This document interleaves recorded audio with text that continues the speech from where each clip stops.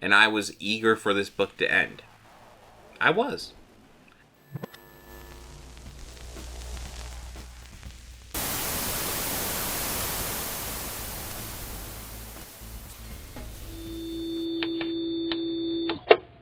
Hey guys, I need you to do me a favor.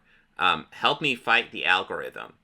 Go ahead and hit like, hit that subscribe button, and hit that bell icon for new notifications. Thank you. Last book, and this is actually the last book for last week, so let's go ahead and dive in. Was one too much? Did I give it too high a score still? Well, you know what? We're moving on. We're moving on. This one, we got World's Finest. Batman Superman World's Finest 2024 Annual. Listen, man, I thought that was great art, and I want to dive in this because Mark Waid's returned to comic books doing this series. So let's go ahead and dive in with the annual, because annuals can be a fun place to dive in. Usually they're a little standalone story, little adventure. So I'm down, and I imagine most of you guys know, but World's Finest, real quick, is just essentially the pairing of Superman and Batman. That's the World's Finest. I remember when Batman v Superman came out, and I was kind of annoyed, because I was like, why is it Batman v Superman? Why not just call it Batman and Superman World's Finest, and rather than focus on them fighting, focus on them working together, because that sounds cooler. But yeah, that's not how they did that movie. But anyways, Batman, Superman, World's Finest Annual. Good fun. So first we start in the fifth dimension now, Imperiled. This one's written by Mark Waid and Cullen Bunn. Is that Cullen Bunn? I think it's a B, yeah. The art is by Edwin Galman. Colors by Lee Lyridge. But anyways, this is like a goofy, like little, almost like animated story. So we get like the animated goofy versions of the Justice League, Crash, Order, like Batman's like getting Order by cutting the podium in half with an axe. You know, it's goofy fun stuff. We got Wonder Woman, Aquaman, Hawkman, Flash, Green Lantern, Arrow, Black Canary. Fuck, I know this guy.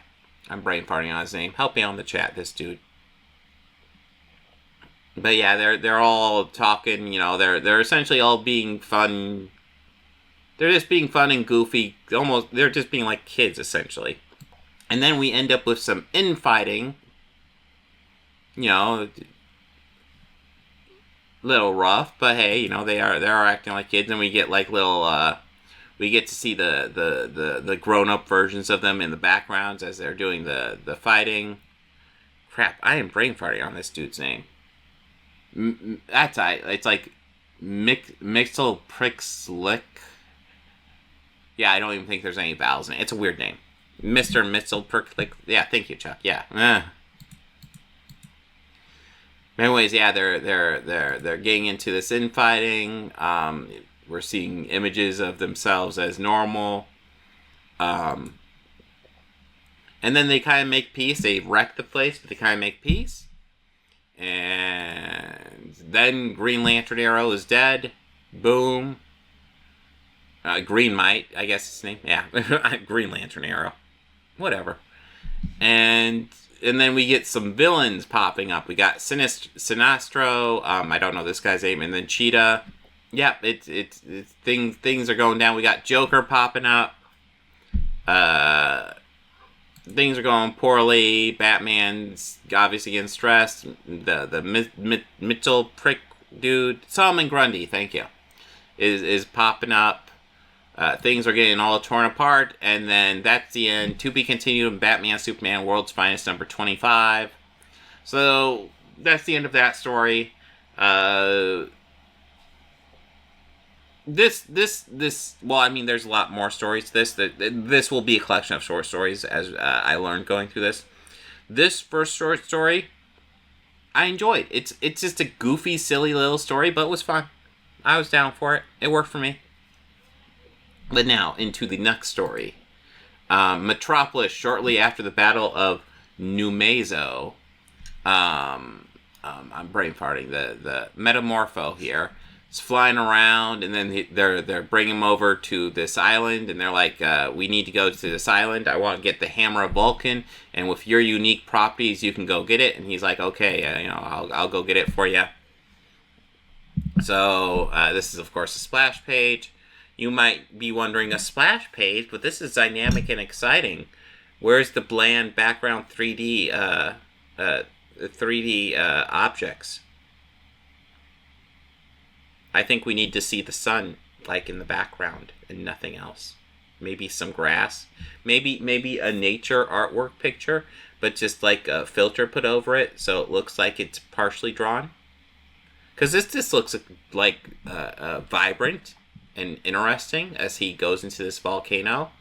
And, like, it's obviously fucking with him, but, like, he's, because of the nature of his powers, he's able to survive. And he's talking about how his father went searching down here, and then he went on adventures with his father to bring back memories of that. But he's going through here. He's going through the adventure. He's looking for this Hammer of Vulcan. Then he finds this guy in his suit, and he's like, "Wait, fuck! I'm not alone." There's the Hammer of Vulcan. What the fuck? How am I not alone? They're like, well, we don't know, but get rid of him. And he's like, hey, dude, you're not supposed to be here.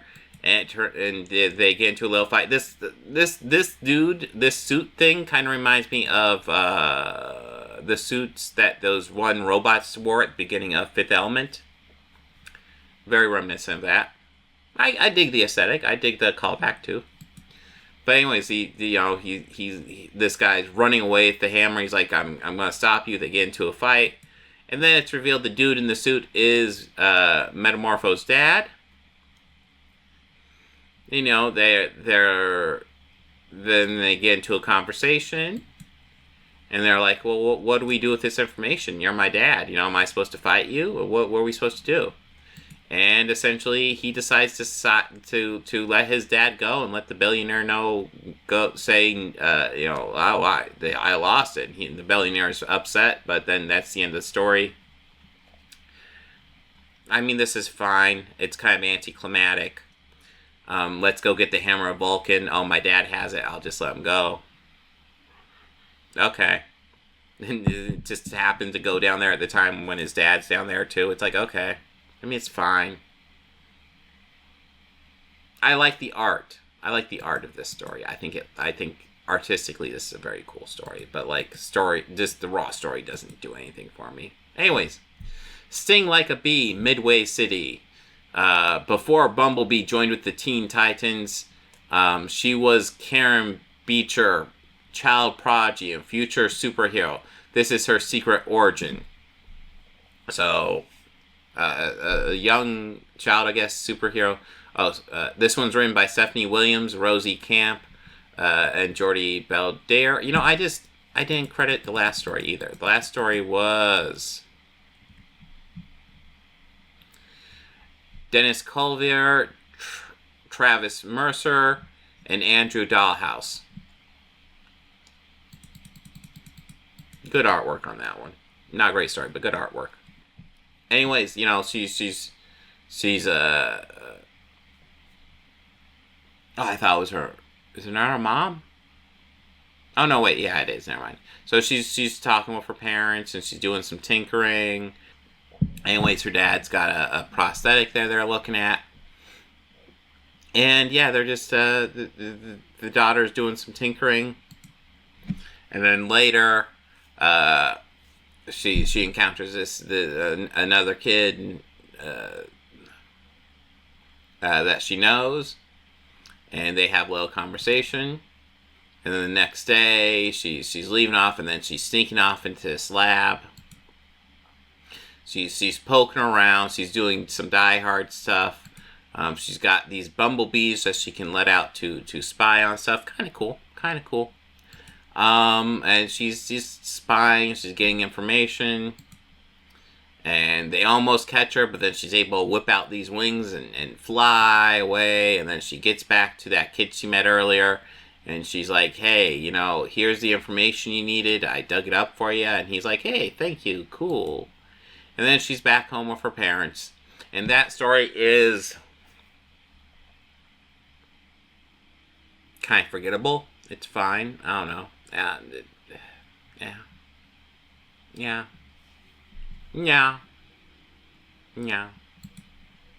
Anyways, now we're down to Challengers of the Unknown with Time Check. This is written by Christopher Cantwell. Jorge Fornes is the art. And we get, after miraculously surviving certain doom in a mountaintop plane crash, a band of adventurers, a top-notch pilot, a professor of letters and science, an acrobatic engineer, and a tough-skinned international wrestling champion have decided to devote the rest of their lives to fighting for good along the bleeding outer edges of human knowledge and reality itself. They have become Challengers of the Unknown. Kyle Ace Morgan, Leslie Rocky Davis, Walter Professor Haley, Matthew Red Ryan, and they're going on this secret mission. They're getting stuff set up. Apparently there's a...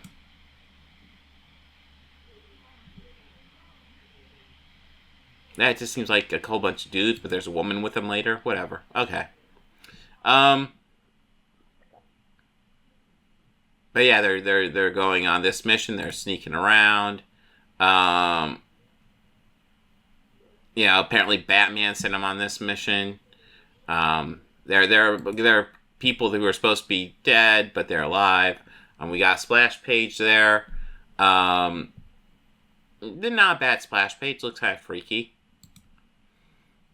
And then they're like, okay, this is time to activate. Are we ready? Time check. The time is now. Time check. The time is now. Challengers, time check. The time is now. And then they charge in to this void, and then they start getting pulled apart. And it's all going insane. They're screaming pain. Absolute madness. And then they get back. And then, it wasn't exactly the vacation they had planned, but they're back, and they made it. They got the information Batman needed. La-di-da-di-da. And then we get a little, sample of Joker Year 1, but this is just a preview, so I don't know if it's really worth going over. So I guess really the main book is just everything before this. I didn't like this book, as you might be able to tell. I thought the first story was fun and entertaining, and I was interested to see what else they do with that. I thought the artwork for the second story was exciting. I wanted to see what happened with that. Unfortunately, that story went nowhere, and the other stories were completely kind of Disney, and I was eager for this book to end. I was. I would give this book a 2-star rating. It did not thrill me. It was very... frankly, as I was going through, I was done with it. I was done with it pretty, shortly after the second story, and I just didn't care. And it just kept on going with all these short stories that I just do not care about. Not a fan of this book, and that's unfortunate, because I was excited to dive into this. I wanted to get into a Batman and Superman book written by Mark Waid, and I didn't really even get that. The closest I got was a story he did with the Kitty Justice League, which was fun, albeit, but then the rest was just almost disconnected mini stories behind the title of Batman Superman. I was just not digging this really at all. So, yeah. I wanted to read A World Finest by Mark Waid, and I guess I still haven't. So,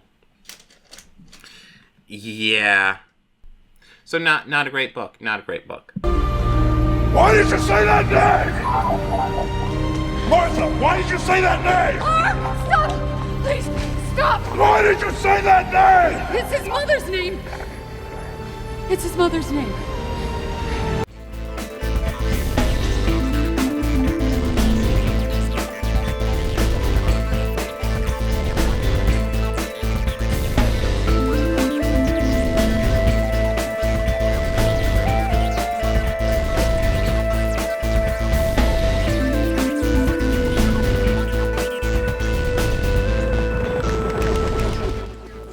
Books, records, films, these things matter. Call me shallow. It's the fucking truth.